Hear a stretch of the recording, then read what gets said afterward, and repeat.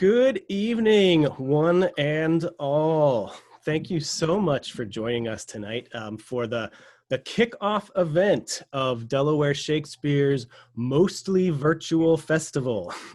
My name is David Stradley. I'm the producing artistic director, and I'm joined tonight by my friend and colleague, Jolie Garrett, for what we're calling Becoming Prospero. Because literally right now, Jolie, you should have been walking onto the stage as Prospero on the opening night of The Tempest. But instead, we're in our homes. Yes, it seems to be the wave of the near future. Yes. Virtual reality, talk show and performance, as it were. And I'm happy to be here tonight. I would rather obviously be on the stage performing live, but this is the best we can do under the current circumstances.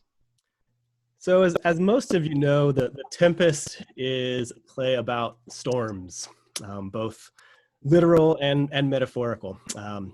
And this is definitely a tempestuous time in our world and in our country. There are the negative health effects and death as a result of COVID-19.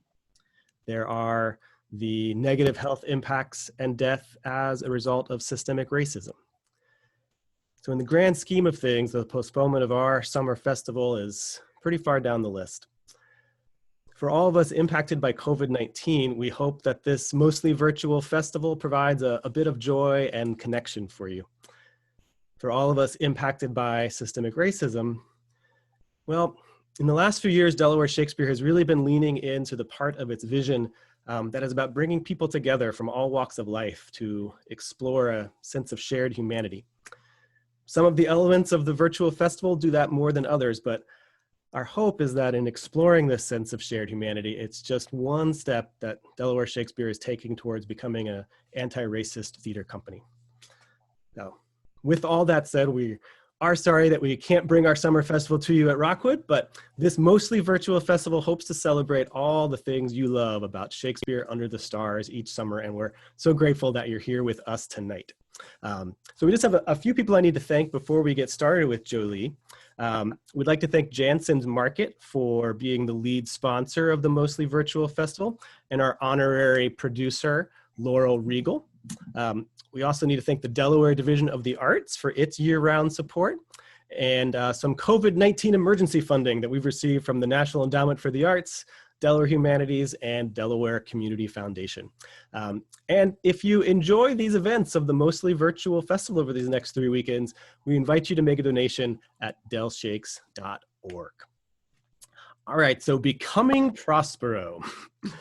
So I'm going to be directing The Tempest, hopefully in 2021. That is our goal, to take the same wonderful cast we have assembled and bring it to you next summer.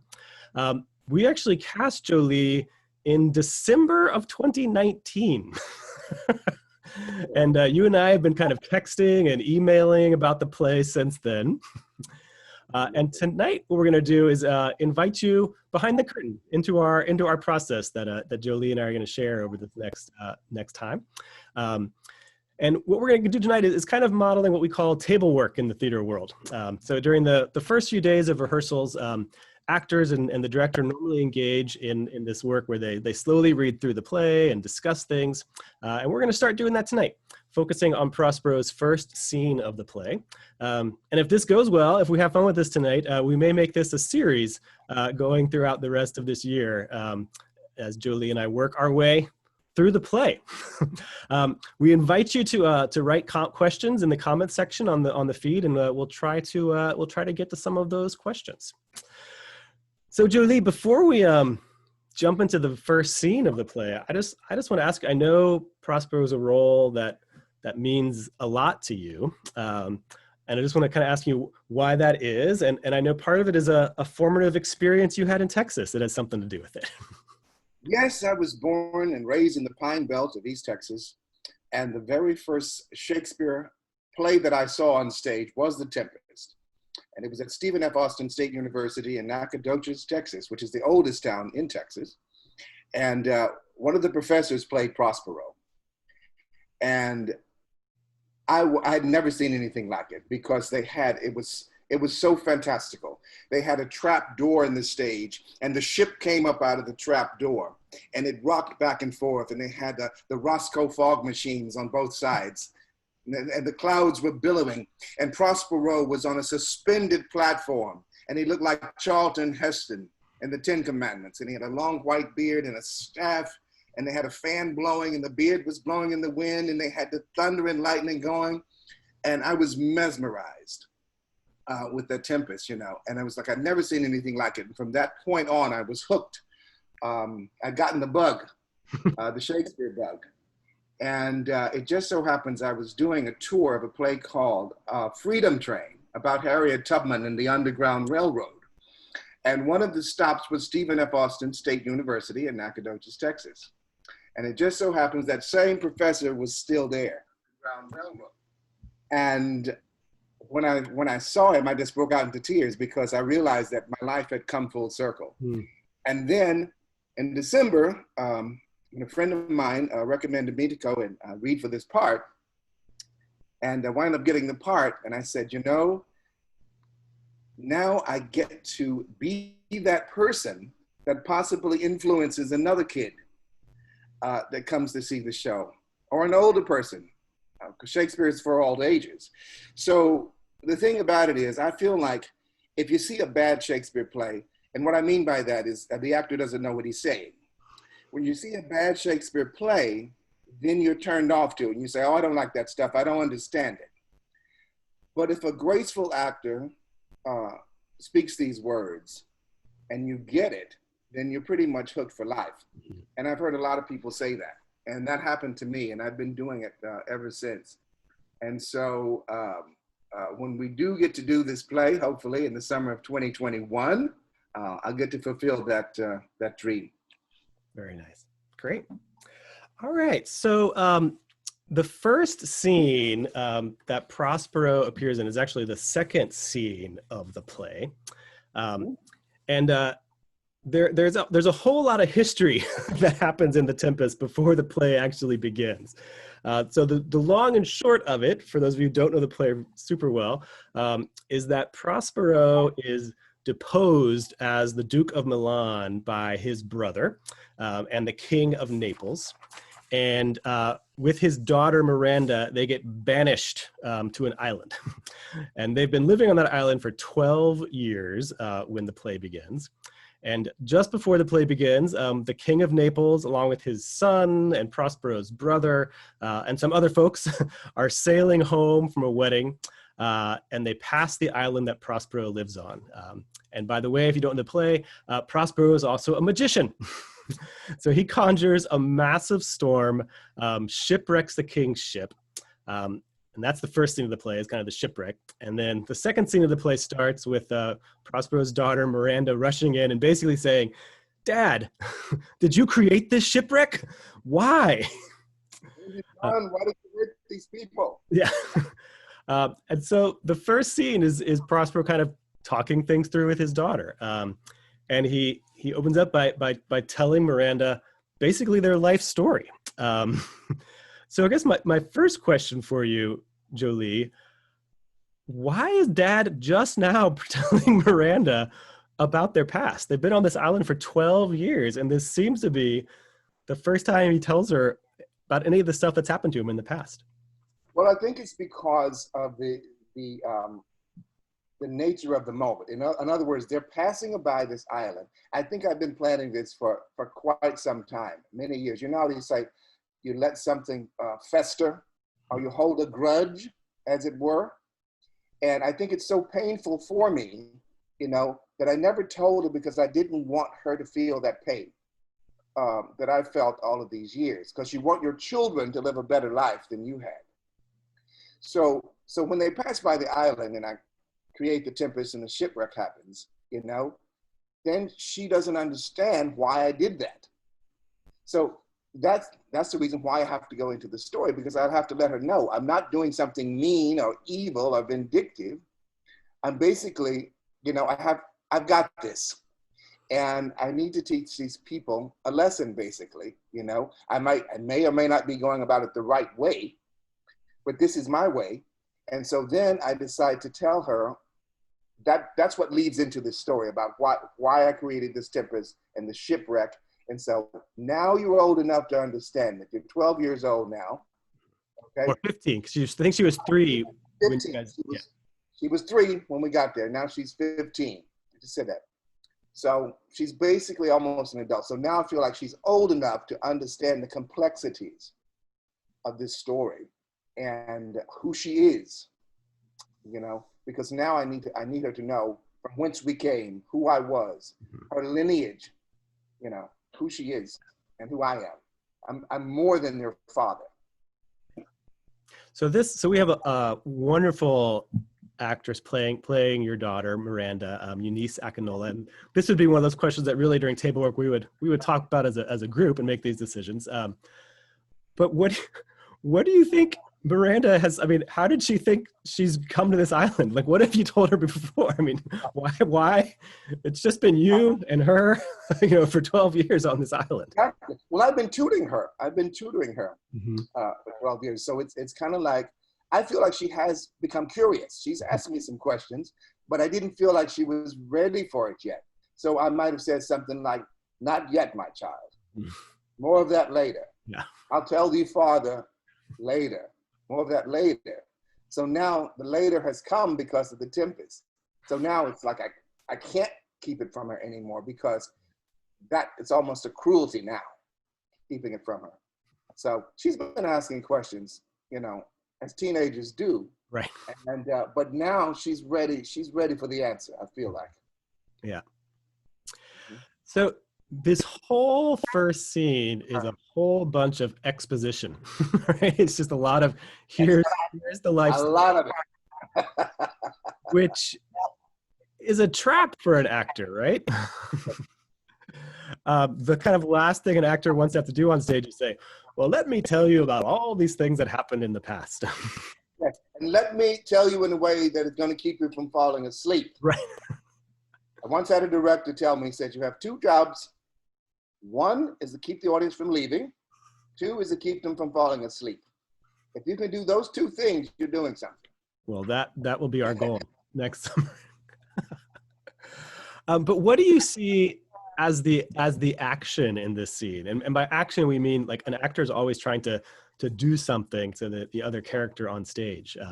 So even though you're telling Miranda a whole lot about your past, what are you trying to do in this moment, do you think, with Miranda? Well, it's teaching. One, that's a strong answer. To teach, to enlighten, I would say. How do you say when you teach someone about their history? I'm trying to find a verb for that. I want her to know that she's a princess. I want her to know that she's of royal lineage. So there's a great, that's why I keep saying, "Dost thou hear me?" Are you paying attention? I think because it's so important that I get this out now. You know what I'm saying? Because Prospero is getting up there and might not be around a lot longer. So I need her to know who she is. So it is that sort of life and death of, you know, let me tell you your family history. And so that you know who you are. Because these people, you know what I'm saying, that had me banished, they're here now. And you're going to meet them, okay? So when you meet each one of them, I want you to know who they are and what they did to me, so that history doesn't repeat itself. And that's something that's a very important theme in this play. One is forgiveness, but one is also, I think it's very important that we know our history so that we don't repeat it. And that's, you know, something that's happening right now. Yeah. You know, we had the Spanish flu in 1918. A lot of people didn't follow directions, they died. COVID-19 now, learn your history. Yeah. So if anybody at home wants to kind of be following along and see what we're talking about in the scene, if you just Google The Tempest, Act 1, Scene 2, MIT, you'll get taken right to a link to the scene, so you can kind of follow along and see what we're talking about. And the funny thing is, this first scene is massive. It's like 20 pages long, and we're only talking about the first 5 or 6 pages of it. But you're so right. You know, he says 4 or 5 times in this scene, "Dost thou attend me? Thou attendest not. Dost thou hear?" So part of that is what you're saying. He really wants her to get this. Um, what else is in that, you think? Well, it leads me to believe, we just talk about basic, blocking in the scene. It's like, what is Miranda doing? Is she falling asleep while I'm telling the story? Is she like a typical teenager that's not interested, perhaps, in history? You know what I'm saying? It's like, what is she doing while I'm telling this story? And because she does eventually fall asleep later on. So it's like, or she, what is she? Is she watching something? The waves, or listening to the music of the island? There's a lot of music on this island. So that's, questions we would answer in rehearsal. It's just the two of us. So what is she doing in relation to what I'm saying? So that's part of it. But the other part of it is the extreme importance that she understands what happened to me, right, and who she is, and why I created the Tempest. And I have to let her know that these people are not harmed.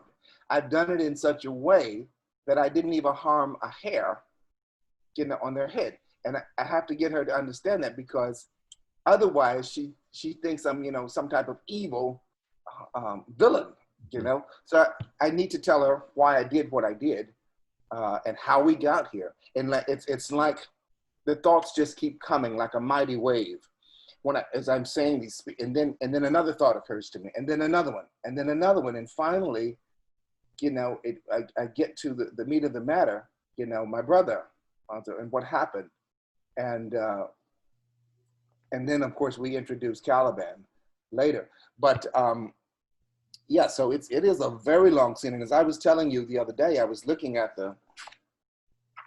at one of the speeches, and oftentimes in Shakespeare, one thought may be 17 or 18 lines. Mm-hmm. So it's, and what happens is when you break those lines up in strange places, then the audience, it gets disjointed, and so does the audience train of thought. And it's like, now what happened? So it's so much exposition. So it must flow in such a way to where the audience can follow it, okay? And sometimes in Shakespeare, sometimes you don't, it doesn't quite register to maybe a few minutes later, or it may be while you're sleeping, or it may be the next day. But it's like music. It's like you hear a song and that you say, oh, that's a catchy tune. But in Shakespeare, we call it a famous line. And so when you hear these lines and you say, oh, I forgot that line was from this play. And you hear it again, and you might have heard it in a cartoon. Yeah. And so all this, the exposition in the second scene is very important, because it sort of sets up why we're doing this play now. Yeah. So let's talk about some of the exposition. So Prospero talks a couple times about his studies that he was doing back in Milan. We hear him say, I thus neglecting worldly ends, all dedicated to closeness and the bettering of my mind. Another point he says, knowing I loved my books, he furnished me from mine own library with volumes that I prize above my dukedom. So I guess my first question about that, on the island, we hear about this magic book that he uses and studies. But when he was back in Milan, was he studying magic? Was he trying to become a magician? Or was it other studies? What do you think?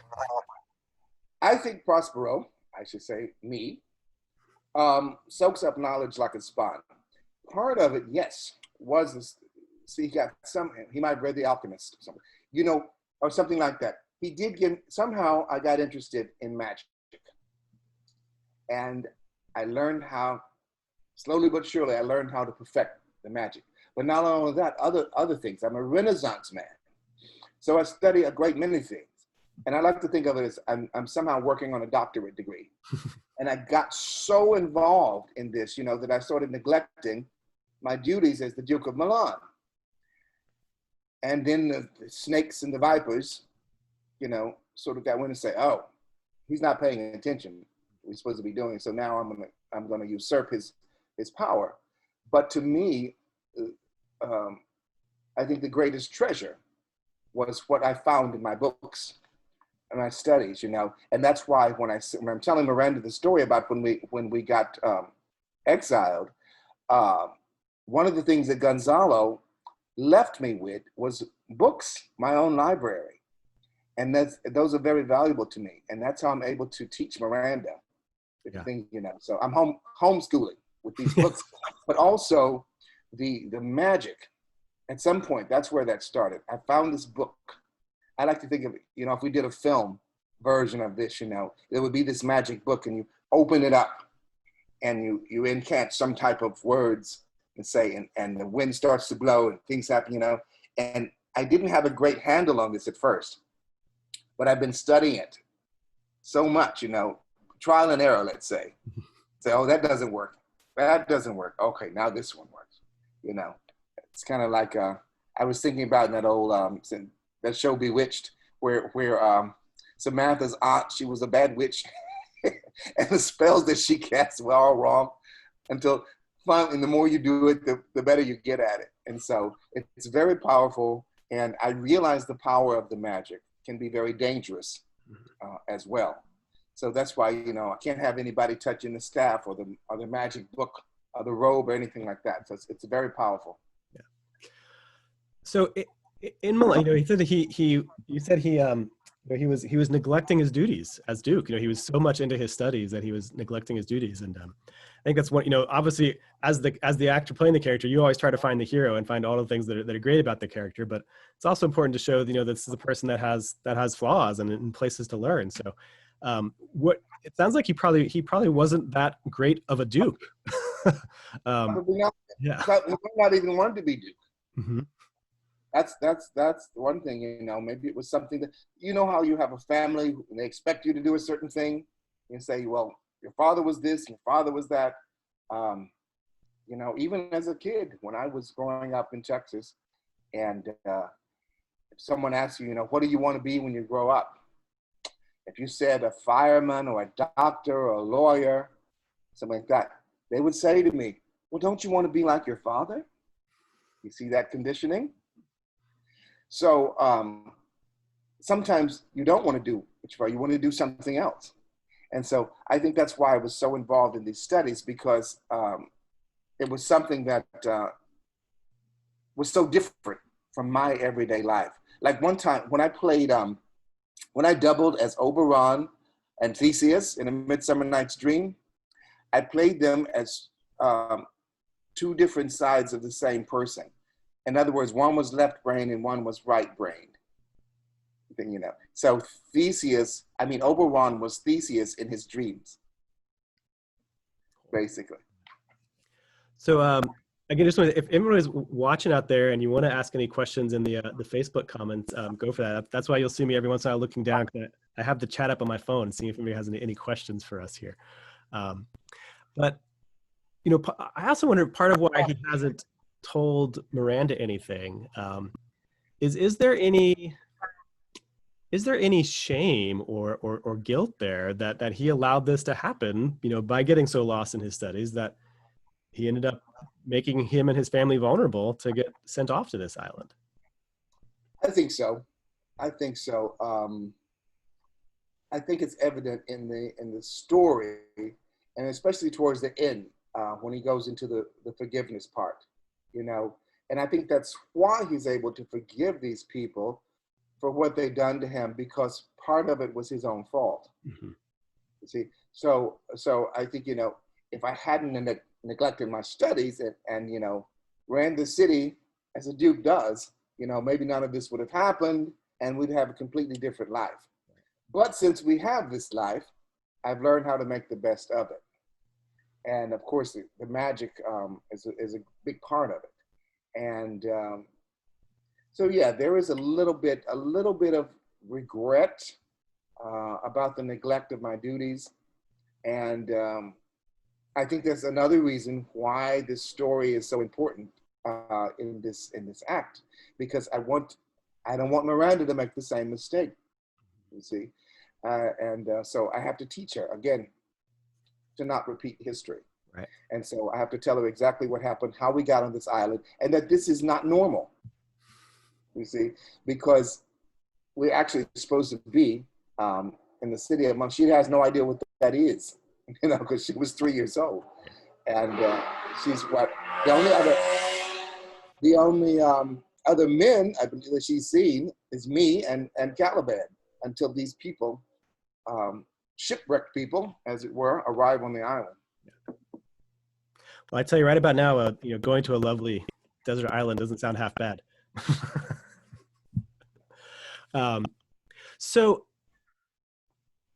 he's been done wrong, right? He's been done wrong by both by the king of Naples and by his brother. Right. What is his plan? He has this shipwreck. He brings him to the island. What's he thinking at the beginning of the play? Is he thinking he'll get them there and give them a torturous experience? What's in his mind at the beginning of the play? Well, for me, it's about, I've got this figured out, but it's part of it is playing it by ear, but part of it is, okay, first of all, I'm going to wreck the ship, okay, which puts the fear of God in them, if you will. And then once they find out that they're not harmed, and this island is magic and all of that stuff, I'm saying, I'm eventually going to bring them to my cell, and let them know that I survived. Mm-hmm.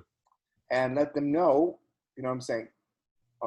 what I've learned being out here on this island in nature, what I've learned about life.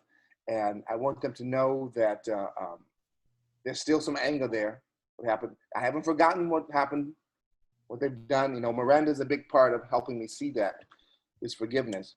But basically, the overall arc is to find, is to teach a lesson, but also to find freedom from that. Because if I continue to let this eat me up, this anger, this animosity toward other people, then it's eventually going to kill me. So I have to let it go. And so it's a resolution, everything. But it is when you've got to vent, you got to get it off your chest. You got to tell people, this is what happened. This is how it made me feel. And now that I've got it out, basically, we went through this whole play, this whole story for me to tell you that. Okay. Now we're going back. We're going back home now. Right. And I'm gonna be the Duke again. And I'm gonna fix things, New sheriff in town. Yeah, there's so much language in the play about liberty and freedom and free. And I think that's one of the fascinating questions about this play is all the different ways that freedom plays out. And whether freedom is something that is given to you by someone else, or whether freedom is something that you claim within first. Exactly. That's what I was getting at. Prospero is freeing himself from this by performing this magic and creating the Tempest, getting these people here. Because somehow I found out they were going to be passing by this island. Yeah. And so it's a freedom for me. I have to, before I die, I have to resolve these things. It's like, and some people, they say, even if the person is dead, you write a letter with your feelings, and that'll help you. But Miranda is such a big part of this because in a way, the child becomes the parent in this play. And so she helps me because she is my daughter. So she's giving me back all the stuff that I taught her. You said, these are your words. You said this, that, Father. So yeah. So in the audition, that was very powerful because in the end, when it gets to the forgiveness part, it's very difficult for me to forgive this, especially my brother, and to give up the magic book, because it means I'm going to become a common man again, and in a way that is freedom for me. Yeah. But it's still very hard to give up, because it's been 12 years Yeah. silent. So So I love that if actors can make as many discoveries as possible during their journey through the play, and that nothing is said at the beginning. So the thing I think I'll throw out there for you is maybe he doesn't know what his plan in at the beginning is. He's got I'm going to get them here, but am I going to punish them? Am I going to forgive them? He's got all these options of things, directions he can go if he wants to. And you're right, it's so hard for him to give up that magic at the end. it is. And what if he didn't know? What if he didn't know they were coming by the island, but just happened to see the ship and recognized it as one from Milan? That's another option. And so, yeah, it's. I think the whole arc of this play is those two huge themes about forgiveness and freedom. And at the end, of course, he sets Ariel free, and then when he gets to go back home to Milan, he is freed in a way, Yeah. And it's sort of like that thing about, you travel the world and you do all these things, but where are you going to finally wind up in your last years, in your golden years, if you will, Yeah. Fishing on a lake. Well, a question from Facebook here, more about his early years, which is, what part of Prospero's past brought him to the study of magic? Why was he practicing it in the first place? Oh, that's a very good question. What brought me to the magic? I think, in my mind, I found a book somewhere, wherever it might have been, a magic man. I opened it up. I was trying to think of the name of that film with Jim Carrey. And I opened up the book and something happened, and I dropped it because I'd never seen anything like that before. Smile. And then I pick it up again, and I read some more. And that's why I become so enthralled with the studies, because it's like, I got to figure this thing out. So it's kind of like a divine intervention, if you will. A lot of my friends call me the luckiest person they've ever met, because I'm constantly finding things like money. I find money on the street all the time. Well, say for instance, I found a magic book and I opened that thing up and something happened. Like the wind started blowing, a bolt of lightning struck, and I closed it back. Well, I'm going to open it back up again, aren't I? Because now I'm so curious about what else is in here, and how did that happen, and what do I say to make this happen? And that happened. I'm so fascinated with the supernatural elements of Shakespeare, the witches in Macbeth, Prospero's magic, the ghost of Julius Caesar. I was thinking, and how do you do those things on stage? Yeah. How do they manifest? Yeah. And so the Prospero's magic is certainly one of those things. Yeah, for me, as I read through this play, the magic seems to be a metaphor for control. Yes. We say, oh, it was magic, which meant, I had to, everything is exactly how I wanted it to be. And it showed me that as someone who has his kingdom ripped away from him, things taken out of his control, again, maybe magic is something he looks into. He's like, well, if I'm ever in that situation again, I'm going to be in control. I'm not going to be in a place again where I'm not in control. Yes, absolutely. And also, I don't know if you've ever done this before, but sometimes, especially when I was a kid, if someone did something wrong to me, I would say, if only I could, pinch you, do something that's, let's say, unlawful, but nobody would know I did it because it's magic. No one's going to believe in magic. It's kind of like hexes or voodoo. Well, what I'm saying? If you take a doll and you stick a pin in it and you hurt somebody, well, I didn't do that because there's no such thing as magic. You see? So it's that sort of thing too. If you want to think about voodoo or those types of things as well, that could certainly be part of a production. And so it's a way of getting back at somebody, I'm saying, without physically touching them. Yeah. You know, do that. Mm-hmm. So, the question of does he know what he's going to do? So Miranda, and we had a question on Facebook kind of about this. At the very end of this first scene with Miranda, she basically says, "Well, Dad, why did you bring these people here? What are you going to do to them?" At which point he puts her to sleep. Go to sleep. Yeah.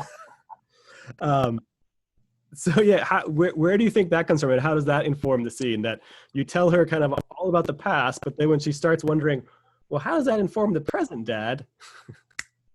Go to sleep. Well, that seems Shakespeare seems to be giving us a clue, doesn't he? Mm-hmm. Perhaps I don't know what I'm going to do. And so now that I've told you all that, that's the end of the story for now. So go to sleep. Let me figure this out. Yeah. And I think I'm up all night, probably thinking of what to do with these people now that they're here.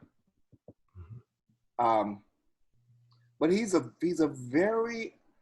I'm a very careful thinker. Once I have them on the island, because now I don't want to do something that's going to make things worse. So that's why I'm very adamant about telling her that I have not harmed them. And so, maybe something, although they do try to kill me in the play, and I still forgive them. So there's some very deep, biblical, if you will, stuff going on here.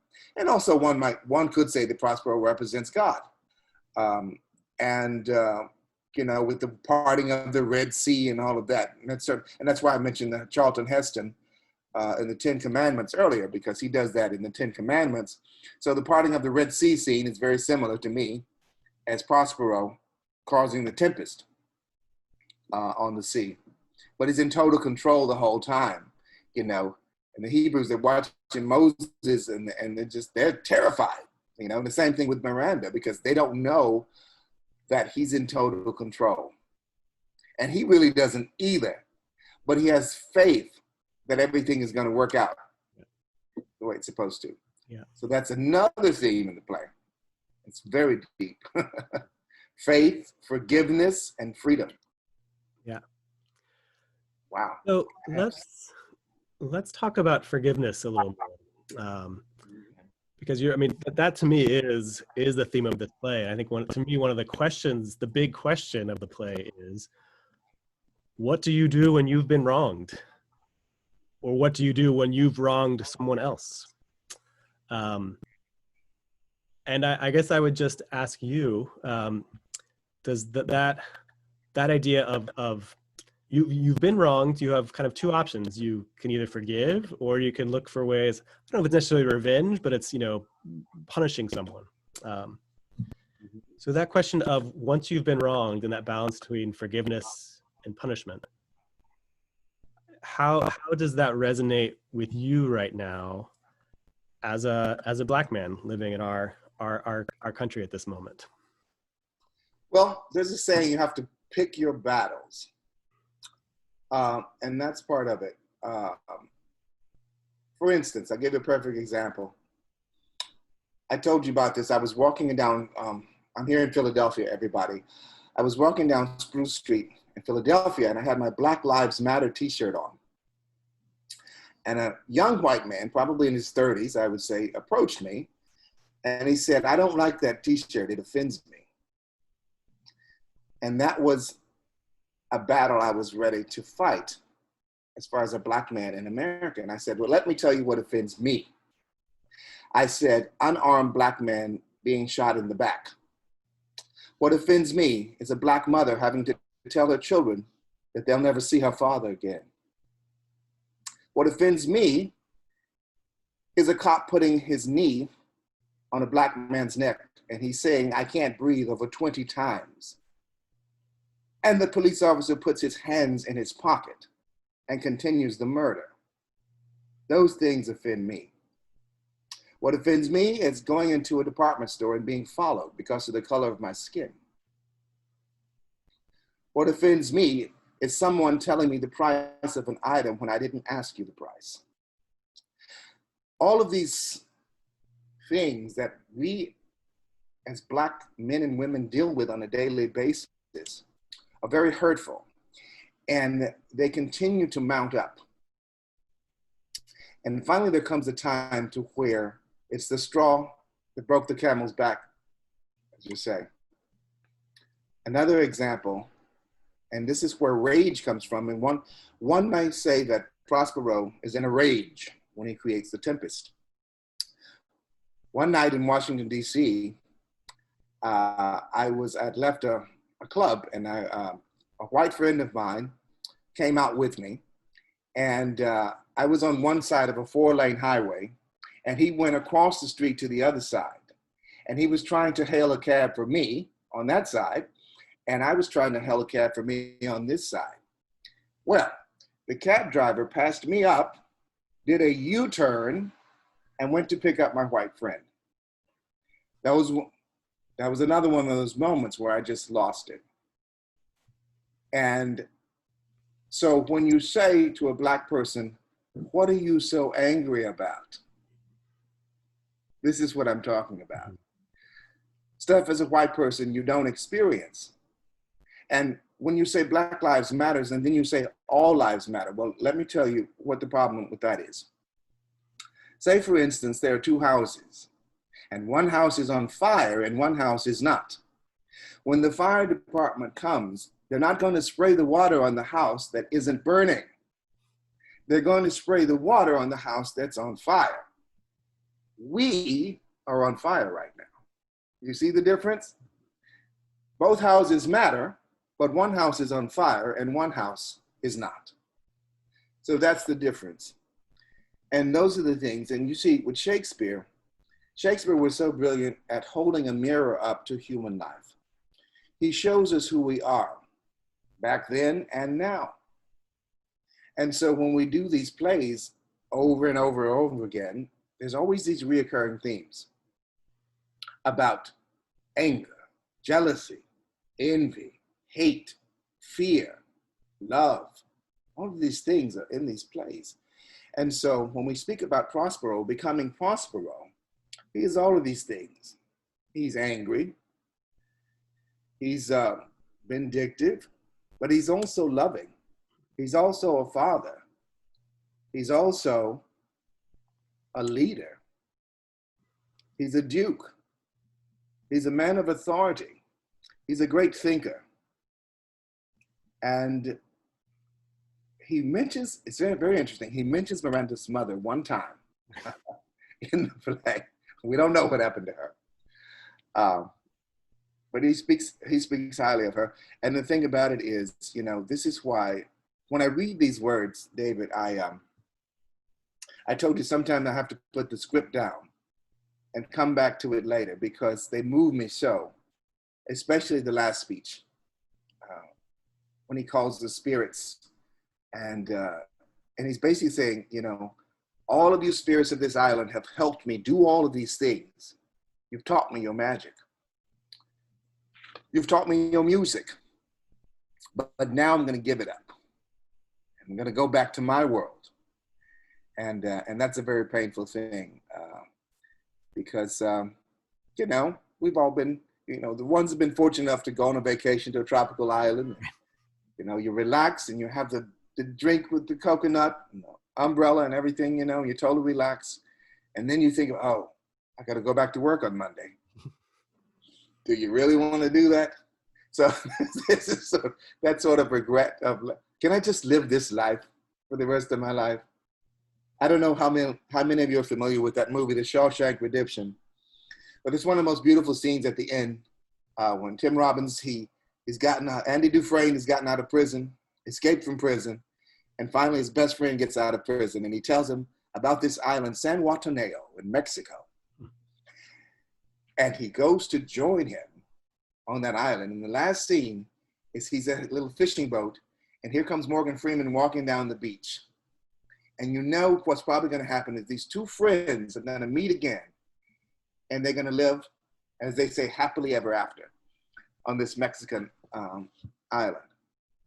And so that sort of mystery and bewilderment and delight of being on a tropical island is a beautiful thing about this play. And I said earlier, it's sort of like Shakespeare meets Once on This Island to me.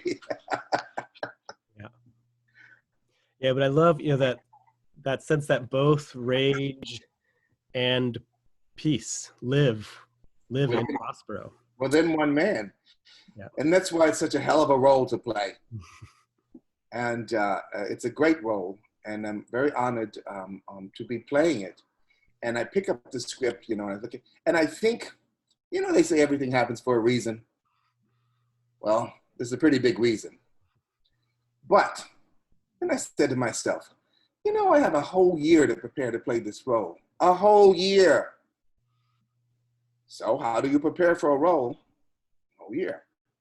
Bit by bit, piece by piece. It's almost like changing your diet, if you will. Each time I play a new role, I say, now how does this, okay, let me eat these words. Now how does that feel in the body, And so it becomes a whole part of me. And so when I memorize lines, I don't think of them as lines. I think of them as thought processes. So when I memorize my lines, I don't put the script down until I've memorized that thought. Okay, and I'll say, okay, now that's enough for today. And then the next day, I start on something else. And then I go back and I put that thought with the next thought, and so on and so forth through the whole play. So then what happens is when I say the words, it begins to sound like I just had a thought. I just had this thought for the first time. Although the play's been done thousands of times. But as an actor, that's your gift to the audience, I would say, is if you're so skilled in that you can make this line sound like it's being said for the very first time. No one's ever said this before. That's where the magic is. And that's where the audience really develops that voracious ear for listening. And they say, and I've been told, certain productions, someone will come up to me and they'll say, you know what? I've seen Julius Caesar about 25 times, but that's the first time I've ever heard the whole play. And that comes from understanding what it is you're saying and how that line affects you. Not Denzel Washington, Jolie Garrett, right. How it affects me in the play.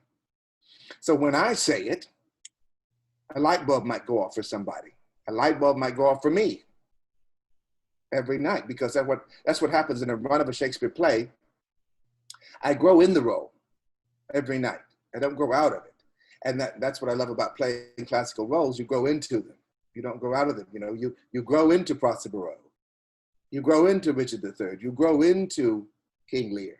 You grow into these roles. You grow into Othello. It's like, 20 years ago, it's like, you don't really understand the role right now, but one day you'll get it.